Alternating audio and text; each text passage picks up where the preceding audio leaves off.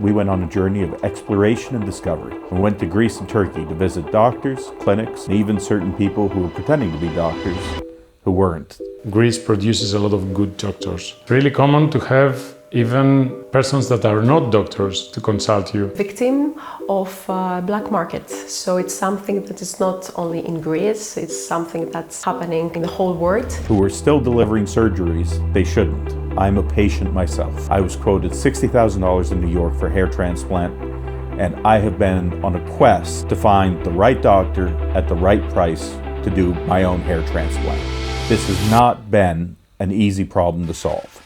We're in Athens, Greece, and tomorrow we're going to Turkey, and we're here to interview doctors. We're going to be interviewing hair transplant doctors and facelift doctors. I'm on a mission to figure out this stuff for myself. I was quoted $60,000 in New York City for a hair transplant. I was also quoted $40,000 for a neck lift, and there's no reason for me to pay that price. So I'm here in Greece to look at this stuff for myself, and I'm on a mission to find the best doctors at the most reasonable price. It's not realistic for most people to travel to different countries like Greece, Romania, Turkey, to go interview multiple doctors, and I'm doing it, so hopefully it's useful to you guys for something you'd like to get. I need some work myself, both a hair transplant and most probably an endoscopic neck lift. I have Ozempic face. I've lost 20 kilos, 40 plus pounds the last couple years being on GLP-1s, and I've got sagging skin like many other people. But online is just full of fake reviews, people posting on forums that you have no idea what their background is or what kind of economic incentives they have. And honestly, it's just simply scary. Like, I want to talk to an actual doctor, and I want to find out what their expertise is, what their suggestions are to me. And I mean, a good doctor will also tell me, don't get this. This is a bad idea for you. Right, let's go see some clinics. Let's go see some doctors. I will not just let anybody touch my face. So I'm not going to go to some random clinic in another country just because it's cheaper. The standards for doing anything that's permanent on me, whether it's my tattoo or whether it's any kind of plastic surgery, I really need somebody who's top in their field. And being top is not just about the price. It's about how much they've trained. And the guy I've picked to do my work, which is going to be live streamed, so we can't hide it, we can't fake it, and this is really a first time that this is happening. The level of training this man has is so high. You know, he has so many degrees, so many extra trainings that as a maxillofacial surgeon, he specializes in the face. And I want somebody who is completely specialized to touch my face. A lot of people think a plastic surgeon is the best fit for facial surgery. Sometimes they are, but a plastic surgeon does the whole body. Again, I learned this by interviewing Dr. Krasidakis for hours. I've had dinner with him, I've talked to him on the phone, I've had 2 consultations, I've looked at his training. Did you know that you need to get 2 degrees to do this? Greece produces a lot of good doctors. Other countries may produce oil, Greece produces good doctors. It's really difficult to enter the medical school. The most difficult exams that I have ever given in my life, so the level is really high. Maxillofacial surgery is a dual specialty, so it requires both medicine, dentistry, 1 year of general surgery, and then we have 5 years of facial surgery. So in total it's 15 years just to finish all of this training. He is also very honest, where he will sit down with you and he will tell you, this is what I can deliver and this is what I can't deliver. I don't feel like I was just sold a dream. Also, if we're going to be honest about this, I'm not looking to turn into Michael Jackson. That I am looking for a realistic result. It's really the turkey neck I want to get rid of. It needs to be subtle, it needs to be classy. I'm a little bit nervous about it. I never thought I'd be doing something like this, but I'm also a little bit excited because the level of medicine makes me feel very comfortable. There are a lot of patients with body dysmorphic disorder. There are a lot of patients that haven't understood what a cosmetic surgery is going to provide. So it's really important for us to set the expectations. Most of the time we lower the expectations, and it's really important to promise things that we can provide. Some clinics and some surgeons will take anybody. If you send them pictures of your dog, they'll give you a quote for a hair transplant. It is very important to deal with professionals who are ethical and also realistic. Botch is the one where expectations are not aligned between patient and surgeon. So, what are the actual red flags to look out for?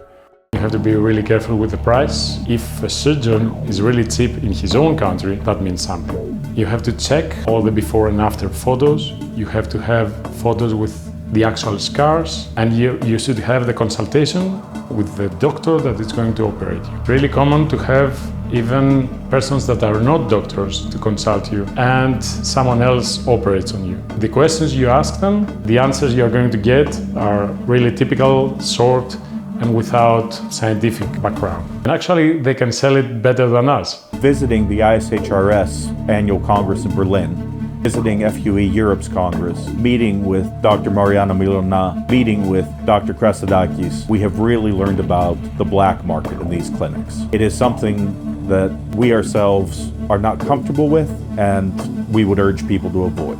The black market is that someone who has unexpertised, and maybe it's not a doctor, maybe it's not a nurse, some technician has performed this hair transplantation with under no hygienic condition, doesn't know the way to perform the hair transplants, and maybe gonna damage the donor area, it's maybe gonna damage the whole life of his patient. And we have some results from Turkey, unfortunately, that some people commit suicide because of the black markets. Maybe some people, they didn't know who gonna perform the hair transplantations. This is sad because the hair transplantation is really safe procedure. No one has nothing to afraid of.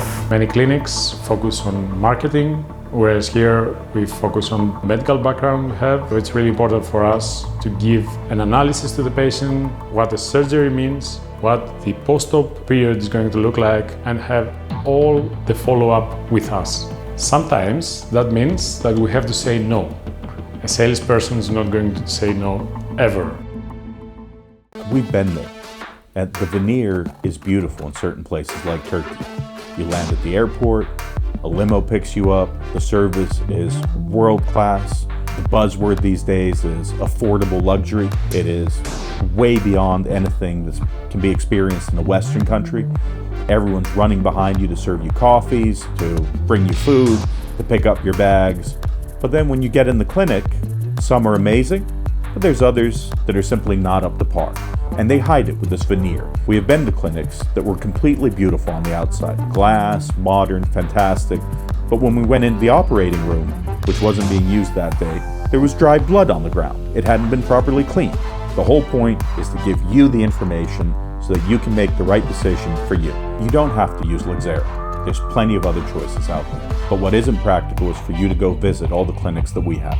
I was shocked that this market operates with cash. People are taking bags of money, 5 grand, 10 grand, 15 grand, and they're going to a foreign country with cash and paying for surgeries up front.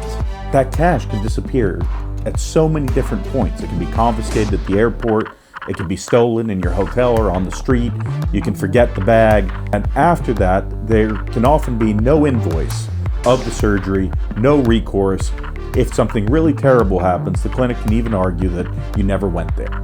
We have built a platform with Lexera where you can do all of this. You can pay online, you can keep your records there, you can talk to your doctors, and there's recourse. We only pay after the procedure is delivered. If anything happens, or the surgery doesn't happen for whatever reason, there's a refund. It's not all doom and gloom. These procedures are changing people's lives. People get happier. We heard many of those stories as well.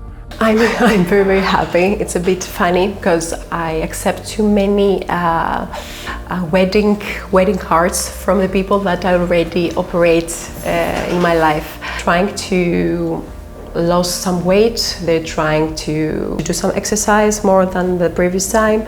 They are trying to see the things more in positive ways. They are having kids, they're having nice marriages after.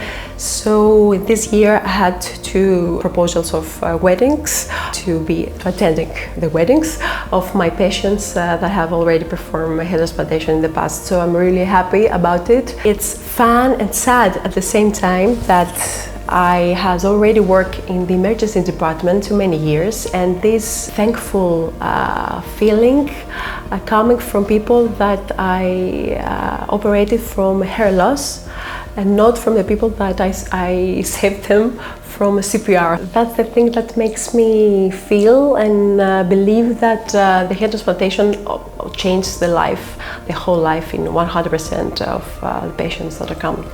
Okay guys, this is just the beginning for our channel. We're going to be going to a lot more countries, we're going to be going to a lot more clinics, we're going to be interviewing a lot more doctors. So if you have any questions, if there's anything you want us to ask, if there's anyone you want us to see, drop it in the comments, join our communities, interact with us, tell us what you want, because at the end of the day, we're doing this for you and we're doing it for me, because I'm also a patient. I'm going to be going to get some of this stuff, and if there's anything that can save me from making a mistake, I'd appreciate it if you put it in the comments or if you put it in the community. On June 22nd, I'll be getting a hair transplant, and also on March 27th, I'll be doing a neck lift. We're going to be hosting a live Q&A afterwards, and we'll be talking to you, the audience, about what it was like and what our thoughts are afterwards. And we can't fake this.